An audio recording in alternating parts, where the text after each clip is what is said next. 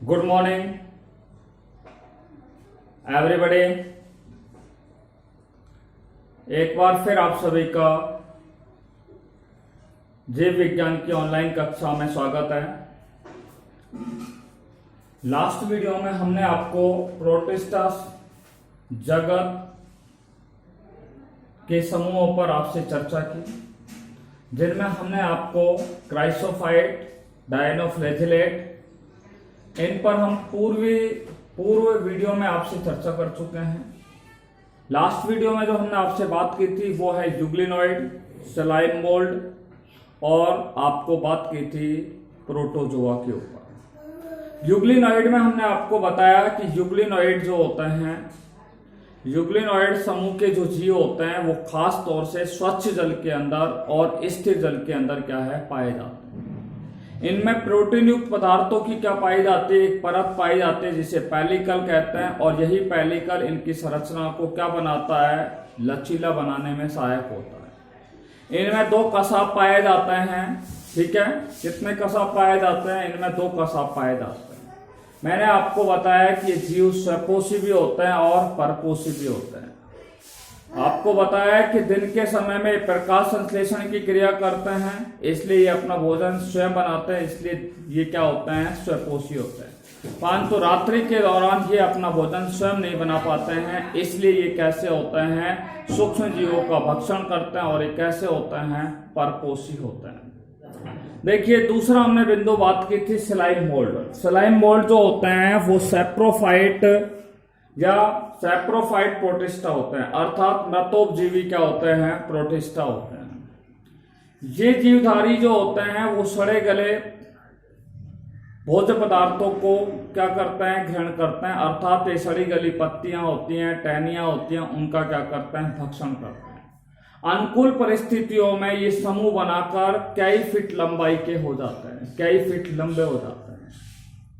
उसके बाद हमने आपको बताया था प्रोटोजोआ के बारे में। देखिए, प्रोटोजोआ के अंदर खास तौर से परपोषी जीव आते हैं, एक कोशिकीय जीव आते हैं। आपको बताया कि प्रोटोजोआ जो समूह के जीव हैं उनको चार भागों में बांटा गया है। नंबर 1, अमीबीय प्रोटोजोआ। अमीबीय प्रोटोजोआ होते हैं वो स्वच्छ जल के अंदर क्या है पाए जाते हैं, या नम स्थानों पर पाए जाते हैं, या समुद्री तल में अमीबीय प्रोटोजोआ समूह के जीव क्या है पाए जाते हैं, ठीक है।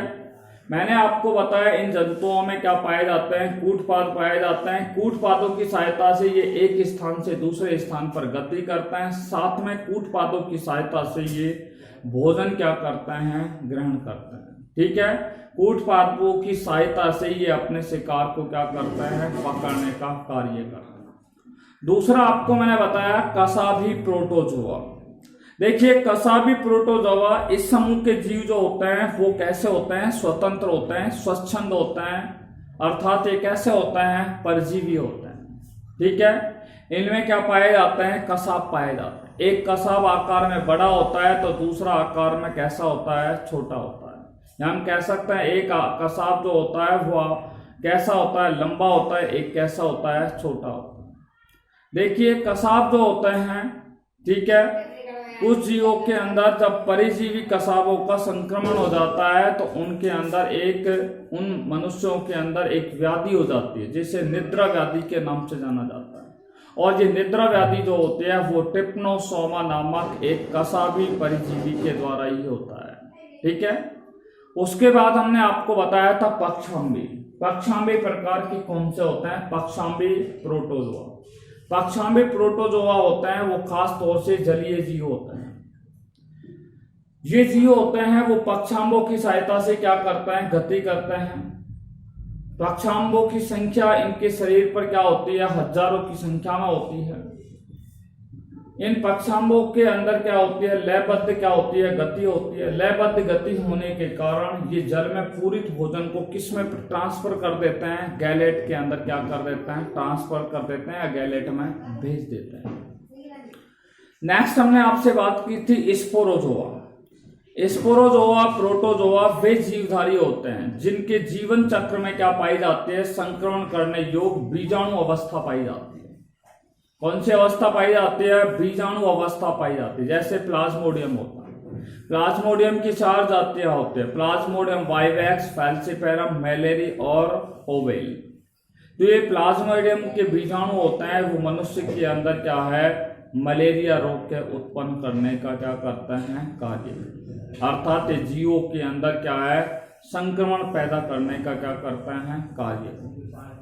ये हमने आपको प्रोटिस्ट जगत के जीवों के समूह पर आपसे चर्चा की। आज हम एक नए जगत को लेकर के आ रहे हैं जिसका नाम है प्लांटी जगत। ये जगत बहुत ही छोटा है, वैसे पढ़ेंगे हम, एक स्पेशल चैप्टर में पढ़ेंगे। फिलहाल हम यहाँ पर इसके विशेष करैक्टरों के बारे में बात करेंगे, ठीक है। तो आज यहाँ हम 2 जगतों पर बात करने वाले हैं, एक प्लांटी और दूसरा है फंगाई, जिसको फंजाई के नाम से जाना जाता है, जिन्हें कवक जगत के नाम से भी क्या है, जाना जाता है। देखिए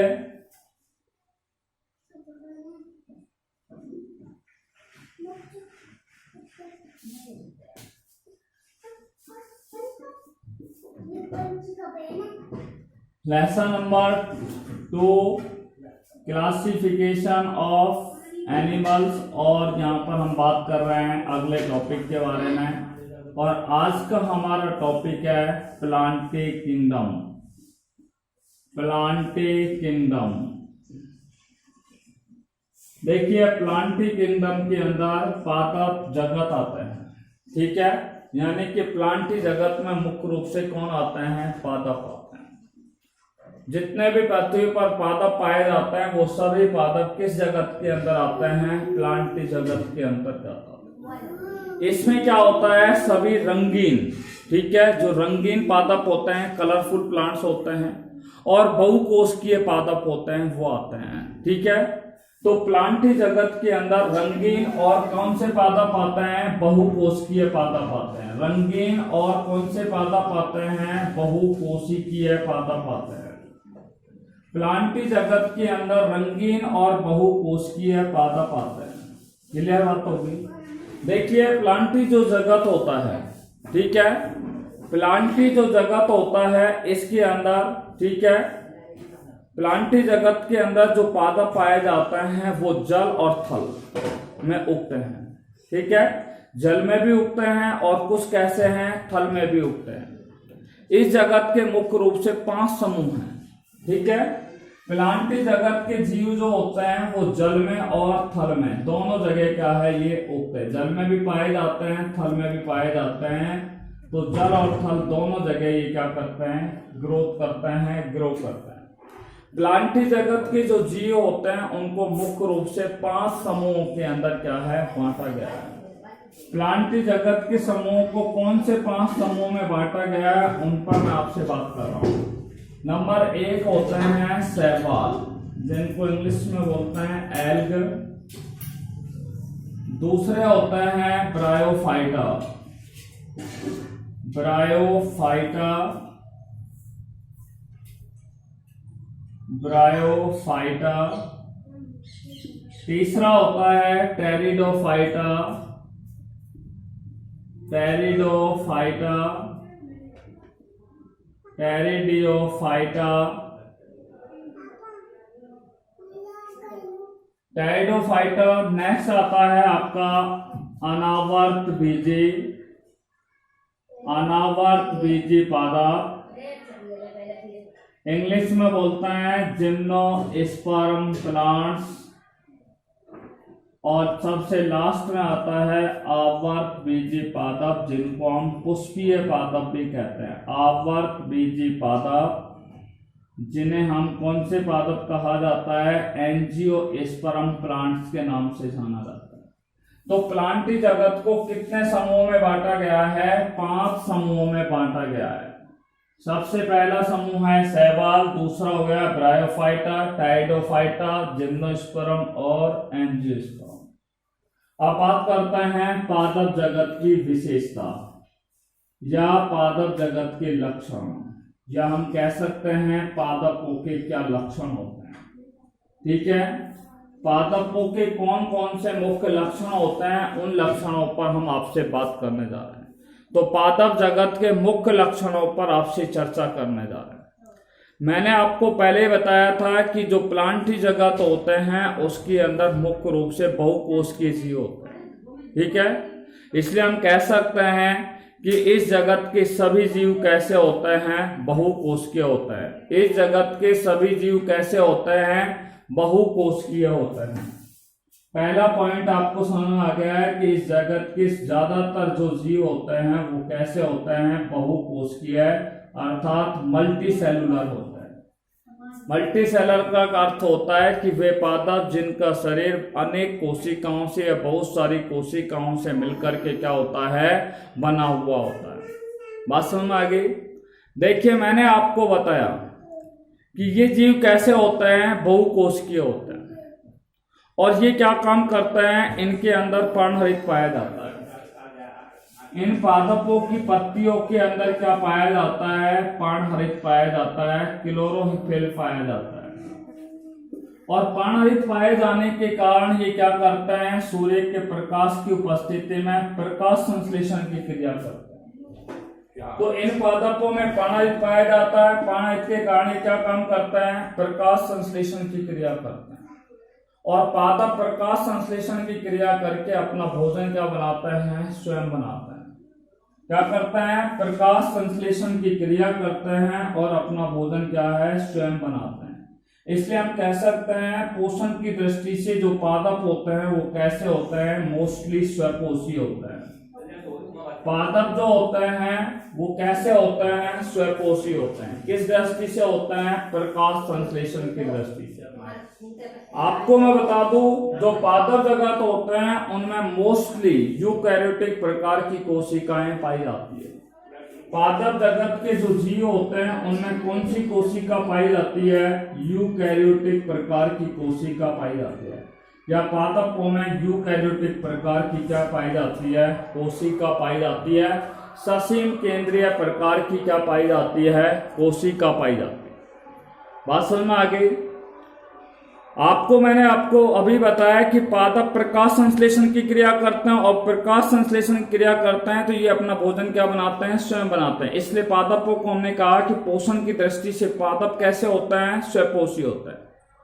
और इसलिए हम पादपों को क्या कहा जाता है, पादपों को उत्पादक भी क्या है, कहा जाता है। पादपों को क्या कहा जाता है, उत्पादक भी कहा जाता है, ठीक है। देखिए अब बात करते हैं इन पादपों के अंदर। देखिए ये पादप कोशिका है, मैं आपको दिखा रहा हूं। और पादप कोशिका के अंदर ये पादप कोशिका है और पादप कोशिका के अंदर ये क्या पाई जाती है, सबसे भारी संरचना होती है, ठीक है, बाह्य आवरण होता है, इसको कोशिका भित्ति कहते हैं। तो पादपों में कोशिका भित्ति जो होती है वो किससे बनी होती है, सेलुलोज से बनी होती है। पादपों की कोशिका भित्ति किससे बनी होती है, सेलुलोज से बनी होती है। ये बात समझ आ गई। और आपको मैं बता दूं सेलुलोज से बनी होने के कारण ही, ठीक है, इनकी कोशिकाओं में लचीलापन कैसा होता है, कम होता है। क्या होता है, लचीलापन क्या होता है, कम होता है। पादप कोशिकाओं में लवक पाए जाते हैं। पादप कोशिकाओं में क्या पाए जाते हैं, लवक पाए जाते हैं, प्लास्टिड पाए जाते हैं। और लवक जो होते हैं वो कितने प्रकार के होते हैं, 3 प्रकार के होते हैं। एक को हम बोलते हैं क्लोरोप्लास्ट, दूसरे को बोलते हैं क्रोमोप्लास्ट और तीसरे को बोलते हैं ल्यूकोप्लास्ट के नाम से जानते हैं। प्लास्टिड 3 प्रकार के होते हैं, क्लोरोप्लास्ट, क्रोमोप्लास्ट और ल्यूकोप्लास्ट। यानी कि हरित लवक, वर्णी लवक और अवर्णी लवक। हरित लवक, वर्णी लवक और अवर्णी लवक, ये 3 प्रकार के जो लवक होते हैं वो पादपों के अंदर क्या है, पाए जाते हैं। देखिए पादपों में भोजन का जो संचय होता है, आपसे कई बार कई एग्जाम्स में पूछा जाता है कि पादपों में भोजन का संग्रह या संचय किसके रूप में होता है। तो पादपों में भोजन का संचय या संग्रह जो होता है वो स्टार्च के रूप में होता है। किस रूप में होता है, स्टार्च के रूप में भोजन का क्या होता है, संचय या संग्रह होता है। देखिए अब बात करते हैं पादपों में जनन के बारे में, ठीक है। पादपों में जनन कौन कौन से प्रकार का पाया जाता है। देखिए उच्च श्रेणी के ज्यादातर पादप होते हैं उनमें कौन सा जनन पाया जाता है? लैंगिक जनन पाया जाता है। परंतु कुछ पादपों में कौन सा जनन पाया जाता है? अलैंगिक जनन भी पाया जाता है। अर्थात पादप जगत के जीवों में लैंगिक जनन और अलैंगिक जनन दोनों ही प्रकार का जनन पाया जाता है। ठीक है, अब वापिस हम पोषण की ओर चलते हैं। पादप जो होते हैं वो पोषण की दृष्टि से मैंने आपको बताया स्वपोषी होते हैं, परंतु कुछ पादप ऐसे होते हैं जो अपना भोजन स्वयं नहीं बनाते हैं, अर्थात वो विषम पोषी होते हैं, जैसे अमरबेल, जिसे कसकुटा के नाम से भी जाना जाता है। कुछ पादप ऐसे होते हैं जो अपना भोजन स्वयं नहीं बनाते, बल्कि जैसे कीटभक्षी पादप होते हैं, ड्रासेरा है, डायोनिया है, यूट्रिकुलेरिया, निपेथिंस है, या घट पादप होते हैं, वो कीटभक्षी पादप होते हैं। अर्थात कुछ पादप विषम पोषी होते हैं या फिर कीटभक्षी होते हैं। ठीक है, तो अभी हमने पादप जगत के बारे में आपको बताया कि पादप जगत के अंदर सभी रंगीन और बहुकोशिकीय पादप आते हैं। ये पादप जल और थल के अंदर क्या है? उगते हैं। पादप जगत जो होता है वो 5 समूह में क्या होता है? बटा हुआ होता है। शैवाल, ब्रायोफाइटा, टेरिडोफाइटा, अनावर्तबीजी और आवर्तबीजी। ठीक है, इन सभी का उल्लेख या सभी के बारे में हम नेक्स्ट यानी कि लेसन में इनके बारे में हम विस्तृत रूप से क्या करेंगे? अध्ययन करेंगे। उसके बाद हमने पादप जगत के लक्षणों पर आपसे चर्चा की। हमने आपको बताया कि पादप जगत के अंदर अधिकांशतः जीव कैसे होते हैं? बहुकोशिकीय होते हैं, और इन बहुकोशिकीय जीवों में यूकैरियोटिक प्रकार की क्या पाई जाती है? कोशिका पाई जाती है। क्या पाई जाती है? बहुकोशिकीय जो जीव होते हैं उनमें यूकैरियोटिक प्रकार की कोशिका पाई जाती है। इनकी कोशिका भित्ति सेल्यूलोज से क्या है? बनी हुई होती है। इनके अंदर इनकी कोशिकाओं में लवक पाए जाते हैं। लवक 3 प्रकार के होते हैं, क्लोरोप्लास्ट, क्रोमोप्लास्ट और ल्यूकोप्लास्ट। ये 3 प्रकार के वर्णक इनमें पाए जाते हैं। मैंने बताया कि कोशिका भित्ति सेल्यूलोज से बनी होने के कारण जो पादप होते हैं उनकी कोशिकाओं में लचीलापन क्या होता है? कम होता है। क्लियर बात हो गया। मैंने आपको बताया कि इनमें जनन जो होता है वो लैंगिक और अलैंगिक जनन दोनों ही प्रकार का जनन इनके अंदर पाया जाता है। हरे पेड़ पौधे जो होते हैं वो प्रकाश संश्लेषण की क्रिया करते हैं, क्योंकि उन पादपों में पर्णरिक पाया जाता है। पर्णरिक पाए जाने के कारण ये अपना भोजन स्वयं बनाते हैं, इसलिए इन्हें स्वपोषी कहते हैं। या हरे पेड़ पादपों को, हरे पेड़ पौधों को उत्पादक भी कहा जाता है, प्रोड्यूसर भी उन्हें क्या है? कहा जाता है।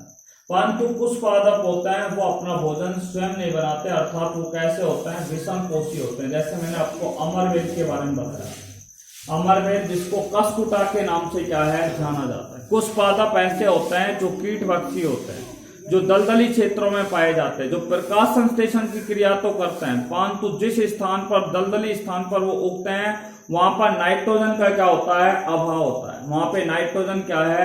नहीं पाई जाती। इसलिए वो नाइट्रोजन को प्राप्त करने के लिए विभिन्न प्रकार के कीटों को क्या करता है? विभिन्न प्रकार के कीटों का क्या करते हैं? वो भक्षण करने का क्या करते हैं? कार्य करते हैं। विभिन्न प्रकार के कीटों का क्या करते हैं? भक्षण करने का क्या करते हैं? कार्य करते हैं। इसी के साथ पादप जगत हमारा क्या हुआ? समाप्त हुआ। अब हम जो बात करने जा रहे हैं, अब तक हम आपसे 3 जगतों पे बात करते हैं, मोनेरा, प्रोटिस्टा, प्लांटी, और अब चतुर्थ जगत पर हम बात करने जा रहे हैं और वो है फंजाई। ठीक है, नेक्स्ट जगत पर चर्चा करने जा रहे हैं, उसका नाम है फंजाई। किंगडम फंजाई पर आपसे बात करेंगे। देखिए फंजाई क्या है, फंगी क्या है, इस पर आपसे बात कर रहे हैं। फंजाई टॉपिक है। नेक्स्ट टॉपिक पर हम बात कर रहे हैं फंजाई, FUNGI, फंजाई किंगडम, या हम बोलते हैं कवक जगत के नाम से भी इसे क्या है? जाना जाता है। किस नाम से जाना जाता है? कवक जगत के नाम से जानते हैं। देखिए इस जगत के अंदर जितने भी जीव पाए जाते हैं वो कैसे होते हैं? बहुकोशिकीय होते हैं। कैसे होते हैं? बहुकोशिकीय होते हैं। ठीक है, तो पहला पॉइंट तो हो गया कि कवक जगत के जितने भी जीव होते हैं वो कैसे होते हैं? बहुकोशिकीय होते हैं। मैं आपको बता दूं, इनका जो शरीर होता है वो थैलस के समान होता है, और थैलस में क्या है, धागे के समान तंतुओं से मिलकर के क्या है, बना होता है। ठीक है। कवक जो होता है वो अनेक तंतुनुमा संरचनाओं से इस तरीके से क्या है, तंतुनुमा संरचनाओं से मिलकर के क्या होता है, बना होता है, जिनमें कुछ में पट्ट पाया जाता है इस प्रकार से, कुछ में क्या है, पट्ट नहीं पाया जाता है, यानी कि वो कैसे होते हैं, पट्ट विहीन होते हैं। ठीक है। तो आपको मैंने बता दिया जिन्हें क्या कहा जाता है, हाइपी के नाम से उन्हें क्या है, जाना जाता है। इसलिए हम कह सकते हैं कि इस जगत के जीवों का शरीर थैलस के धागे के समान संरचना से बना होता है, और इस थैले के समान धागे नुमा संरचना को ही क्या कहा जाता है, माइसीलियम कहा जाता है। क्या कहा जाता है, माइसीलियम कहा जाता है। ठीक है। तो ये तंतुनुमा जो संरचनाएं होती हैं, ठीक है, यानी कि जो कवक होते हैं वो तंतुनुमा संरचनाओं से मिलकर के बना होता है, जिन्हें हम माइसीलियम कहते हैं। तंतुनुमा संरचनाओं से मिलकर बना होता है, जिन्हें माइसीलियम कहा जाता है। क्लियर बात है। इनकी कोशिका भित्ति जो होती है वो सेलुलोज और काइटिन से बनी होती है, मेजरली काइटिन से बनी होती है। इनकी कोशिका भित्ति किससे बनी होती है, सेलुलोज और काइटिन से बनी होती है, परंतु मेजरली आप क्या नाम देंगे, काइटिन से क्या होती है, बनी हुई होती है। क्लियर बात हो गई। देखिए इनकी कोशिकाओं में पर्णहरित का क्या होता है, अभाव होता है। ठीक है। पर्णहरित का अभाव होने के कारण हम कह सकते हैं, पर्णहरित का अभाव होगा तो इसका मतलब इनमें लवक भी क्या है, नहीं पाए जाते हैं। ठीक है। लवक क्या है, नहीं पाए जाते। मैंने अभी आपको बताया लवक 3 प्रकार के होते हैं, क्लोरोप्लास्ट, क्रोमोप्लास्ट और ल्यूकोप्लास्ट। तो इसमें क्या है, लवक ही नहीं पाए जाते। लवक नहीं पाए जाएंगे तो पर्णहरित भी नहीं पाया जाएगा, क्लोरोफिल भी नहीं पाया जाएगा। क्लोरोफिल नहीं पाया जाएगा तो ये क्या नहीं कर पाएंगे, प्रकाश संश्लेषण की क्रिया नहीं कर पाएंगे। प्रकाश संश्लेषण की क्रिया नहीं कर पाएंगे तो ये अपना भोजन स्वयं नहीं बना पाएंगे, और जब ये लोग अपना भोजन स्वयं नहीं बनाते हैं तो दूसरे जीवों पर भोजन के लिए क्या होता है, आश्रित रहता है। इसलिए कैसे होते हैं, विषम पोषी होते हैं। कवक कैसे होते हैं, विषम पोषी होते हैं। फंजाई कैसे होते हैं, विषम पोषी होते हैं। अब ये विषम पोषी किस रूप में हो सकते हैं, ये परजीवी रूप में हो सकते हैं या मृतोपजीवी होते हैं, अर्थात ये सड़े गले मृत पदार्थों से अपना भोजन प्राप्त कर सकते हैं, या किसी दूसरे जीव के अंदर परिजीवी के रूप में रह करके वहां से क्या करते हैं, भोजन क्या करते हैं, ग्रहण करते हैं। इसलिए ये विषम पोषी 2 प्रकार के हो सकते हैं, या तो ये परजीवी हो सकते हैं या फिर किस प्रकार के हो सकते हैं, ये मृतोपजीवी हो सकते हैं, सेप्रोफाइटिक प्रकार के हो सकते हैं। तो पोषण की दृष्टि से हम कह सकते हैं कि कवक कैसे होते हैं, विषम पोषी होते हैं। कैसे होते हैं, विषम पोषी होते हैं। ये दूसरे जीवों से जो पोषण प्राप्त करते हैं वो अवशोषण के द्वारा क्या है, प्राप्त करते हैं। पोषण जो प्राप्त करते हैं वो कौन सी विधि के द्वारा प्राप्त करते हैं, अवशोषण के द्वारा क्या करते हैं, पोषण प्राप्त करते हैं। और इनमें भोजन का जो संचय होता है, कवकों में भोजन का जो संचय होता है वो ग्लाइकोजन के रूप में और तेल के रूप में होता है। ग्लाइकोजन और ऑयल्स के रूप में क्या है, भोज्य पदार्थों का संचय होता है। जैसे हमने आपसे अभी कहा था कि पादप जगत में, पादपों में भोज्य पदार्थों का संचय स्टार्च के रूप में होता है, ऐसे ही कवकों में भी भोज्य पदार्थों का संचय ग्लाइकोजन और किसके रूप में होता है, ऑयल्स के रूप में होता है, तेलों के रूप में होता है। ये दूसरे पदार्थों का क्या करते हैं, अपघटन करते हैं। क्यों करते हैं, क्योंकि इनके अंदर कुछ क्या है, एंजाइम्स पाए जाते हैं, और वो एंजाइम क्या करते हैं, उन दूसरे पदार्थ जो इनके शरीर में आए हुए हैं उनका क्या कर देते हैं, अपघटन कर देते हैं। इसलिए इन्हें अपघटक के रूप में भी ये क्या है, कार्य करते हैं। तो हमने कह दिया है कि जो कवक होते हैं वो दूसरे पदार्थों का क्या करते हैं, अपघटन करते हैं, और अपघटन करने के कारण इन्हें अपघटक के रूप में क्या है, जाना जाता है। देखिए नेक्स्ट पॉइंट है, और वो है हमारा जन्म। देखिए कवक जगत में या फंजाई जगत के जीवों में जन्म के प्रकार। ठीक है। देखिए कवक जगत के जीवों में जो जनन होता है वो मुख्य रूप से 3 प्रकार से होता है। कितने प्रकार से होता है, 3 प्रकार से यहाँ पर जनन की क्रिया होती है। एक होता है इनमें कायिक जनन होता है, ठीक है। दूसरा इनमें कौन सा जनन होता है, अलैंगिक जनन होता है। और तीसरा जो जनन होता है वो इनमें कौन सा जनन होता है, लैंगिक जनन होता है। कायिक जनन की जो क्रिया होती है मैं आपको बता दूं, इनमें कायिक जनन जो होता है वो 3 प्रकार से होता है। देखिए फंजाई में जो जनन होता है वो 3 प्रकार से कायिक जनन होता है। एक खंडन विधि के द्वारा, सेगमेंटेशन के द्वारा, दूसरी है विखंडन के द्वारा, और तीसरा है मुकुलन के द्वारा, मुकुलन के द्वारा। ठीक है, तो कायिक जनन कवकों में 3 प्रकार से होता है, खंडन, विखंडन और मुकुलन। अब बात करते हैं अलैंगिक जनन के बारे में। देखिए इनमें अलैंगिक जनन जो होता है वो किसके द्वारा होता है, बीजाणुओं के द्वारा होता है। और बीजाणुओं को क्या कहा जाता है, कॉनोडिया कहा जाता है। बीजाणुओं को क्या कहा जाता है, कॉनोडिया के नाम से इन्हें क्या है, जाना जाता है। या हम कह सकते हैं कि अलैंगिक जो जनन की क्रिया होती है वो बीजाणुधानी के अंदर चल और अचल बीजाणु पाए जाते हैं। तो अलैंगिक जनन बीजाणुधानी के अंदर उपस्थित चल बीजाणुओं के द्वारा होता है। कौन से बीजाणुओं के द्वारा होता है, चल बीजाणुओं के द्वारा होता है।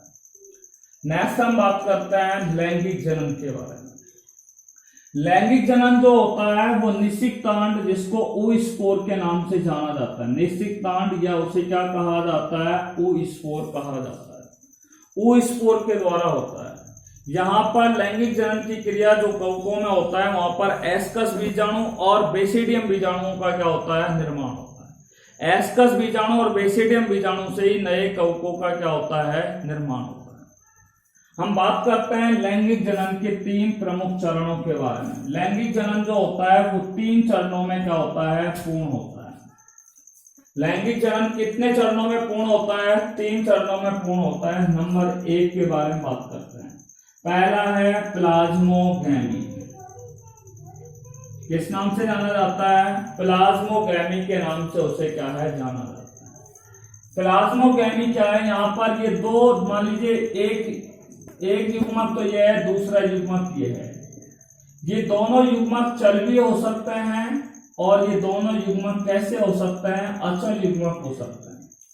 प्लाज्मोगैमी हम पहले चरण को बता रहे हैं आपको हल्का सा, कि यहाँ पे 2 युग्मक होते हैं। ठीक है, यानी कि एक चल युग्मक होता है और दूसरा कौन सा होता है, अचल युग्मक। 2 चल युग्मक हो या 2 अचल युग्मक हो, और दोनों चल और अचल युग्मों का ये क्या होता है, प्रोटोप्लाज्म होता है। तो इनके दोनों का जीव द्रव्यों का क्या हो जाता है, संलयन हो जाए। किसका संलयन होता है, जीव द्रव्य संलयन होता है। ठीक है, और इनमें जो जीव द्रव्य का संलयन होगा इस तरीके से यहाँ पे क्या है, जीव द्रव्यों का संलयन हो जाता है। यानी कि दोनों कोशिकाओं के जीव द्रव्य आपस में क्या हो जाते हैं, मिल जाते हैं, जिसे क्या कहते हैं, प्लाज्मोगैमी कहते हैं। अर्थात जब 2 चल या अचल नर युग्मकों के जीव द्रव्य आपस में संलयित हो जाए, संलयित का मतलब आपस में दोनों के जीव द्रव्य मिल जाए, तो उसे प्लाज्मोगैमी कहा जाता है। ठीक है, दूसरा हम आपको बता रहे हैं कैरियोगैमी। किस नाम से जानते हैं, कैरियोगैमी, या उसे केंद्रक संलयन कहते हैं। केंद्रक संलयन, देखो केंद्रक संलयन कैसे होता है। ये एक चल युग्मक है, ये भी दूसरा चल युग्मक है, यानी कि 2 चल युग्मक हो सकते हैं या 2 अचल युग्मक हो सकते हैं। 2 चल युग्मक या 2 अचल युग्मक। यहाँ पे दोनों चल और अचल युग्मक होते हैं, उनमें क्या होता है, ये केंद्रक होता है, और ये दोनों के केंद्रक आपस में क्या होता है, संलयित हो जाते हैं। देखो दोनों के केंद्रक किस तरीके से संलयित हो, तो यहाँ पे जीव द्रव्य का भी संलयन होगा, साथ में ये दोनों केंद्रक हैं वो इस तरीके से क्या हो जाता है, संलयित हो जाता है। उसे क्या कहते हैं, केंद्रक संलयन कहते हैं। केंद्रक संलयन की परिभाषा क्या हुई, कि जब 2 चल युग्मक या अचल युग्मक, ठीक है, के केंद्रक आपस में क्या हो जाते हैं, संलयित हो जाते हैं। संलयित का मतलब आपस में मिल जाते हैं, उसे क्या कहा जाता है, केंद्रक संलयन कहा जाता है। ठीक है, और तीसरा जो है उस पर हम आपसे बात करने जा रहे हैं। तीसरे प्रकार की विधि है जिसमें हम द्विकेंद्रकों का क्या हो जाता है, निर्माण होता है। ठीक है, डाई न्यूक्लियस का क्या होता है, फॉर्मेशन होता है। देखो किस तरीके से होता है। कि यहाँ पे केंद्रकों का संलयन जब हो जाता है तो युग्मनज जो होता है, कौन होता है, युग्मनज होता है। तो उस युग्मनज में कौन सा विभाजन होता है, अर्धसूत्री विभाजन होता है। युग्मनज में अर्धसूत्री विभाजन होता है, अर्थात मियोसिस डिवीजन होता है। युग्मनज में जब अर्धसूत्री विभाजन होगा तो अर्धसूत्री विभाजन के फलस्वरूप, ठीक है, युग्मनज कैसा होता है, द्विगुणित होता है। ठीक है, कैसा होता है, द्विगुणित होता है। युग्मनज में जब अर्धसूत्री विभाजन होगा तो इसमें बीजाणु का निर्माण होता है, और ये बीजाणु कैसा होता है, अगुणित प्रकार का होता है। बीजाणु कैसा होता है, अगुणित प्रकार का होता है। परंतु जब क्या होता है, यहाँ पर दो अगुणित कवक तंतुओं के मध्य क्या होता है, संलयन होता है। देखिए ये दो अगुणित कवक तंतु हैं, और दो अगुणित कवक तंतुओं के मध्य जब संलयन होता है तो ये दोनों अगुणित है, एन और एन दोनों मिलेंगे तो 2n। तो जब दो अगुणित कवक तंतुओं का आपस में लैंगिक जनन की क्रिया होती है तो यहाँ पे दोनों अगुणित कवक तंतु आपस में संलयित हो जाता है, और द्विगुणित केंद्रक का क्या हो जाता है, निर्माण हो जाता है। यानी कि द्विकेंद्रकों का क्या होता है, निर्माण हो जाता है। किसका निर्माण हो जाता है, द्विकेंद्रकों का निर्माण हो जाता है। Is it right? तो यहाँ पे आपने देखा कि कवकों के अंदर 3 प्रकार का जनन होता है, कायिक जनन, अलैंगिक जनन और लैंगिक जनन। कायिक जनन 3 प्रकार से होता है, खंडन, विखंडन और मुकुलन के द्वारा। अलैंगिक जनन जो होता है वो बीजाणुओं के द्वारा होता है, बीजाणुओं को कोनोडिया कहते हैं। या मैंने बताया कि अलैंगिक जनन जो होता है वो चल बीजाणुओं के द्वारा या बीजाणुधानी के द्वारा होता है। लैंगिक जनन जो होता है वो निषिक्तांड या oospore के द्वारा होता है। लैंगिक जनन 3 चरणों में पूर्ण होता है। नंबर 1 प्लाज्मोगेमी, जिसमें 2 चल युग्मक या अचल युग्मकों का जीवद्रव परस्पर आपस में मिल जाए तो कहलाएगा जीवद्रव संलयन, या उसे प्लाज्मोगेमी कहते हैं। केंद्रक संलयन, जब 2 चल युग्मक या अचल युग्मकों के केंद्रक आपस में संलयित हो जाए तो उसे केंद्रक संलयन कहते हैं। और सबसे अंत में मैंने बताया कि जब केंद्रकों का संलयन हो जाता है तो युग्मनज का निर्माण होता है, युग्मनज द्विगुणित होता है। इस द्विगुणित युग्मनज में अर्धसूत्री विभाजन होता है, जिसके फलस्वरूप अगुणित बीजाणुओं का क्या हो जाता है, निर्माण होता है। यहाँ पे मैंने बताया कि जब 2 अगुणित कवक तंतु आपस में क्या होता है, संलयित होता है तो द्विगुणित केंद्रकों का क्या हो जाता है, निर्माण हो जाता है। देखिए यहाँ तक हमने आपको पढ़ा दिया है किसके बारे में, कवक जगत के बारे में। कल हम कवक जगत का वर्गीकरण करेंगे, फंजाई जगत का क्लासिफिकेशन पढ़ेंगे। कवक जगत को 4 ठीक है वर्गों में बांटा गया है, फाइकोमाइसिटिस, एस्कोमाइसिटिस, बेसिडियोमाइसिटिस और ड्यूटेरियोमाइसिटिस। इन चारों के बारे में हम कल नेक्स्ट वीडियो में पढ़ेंगे। Till then take care bye corona, be safe and be happy at your home. Thanks very much.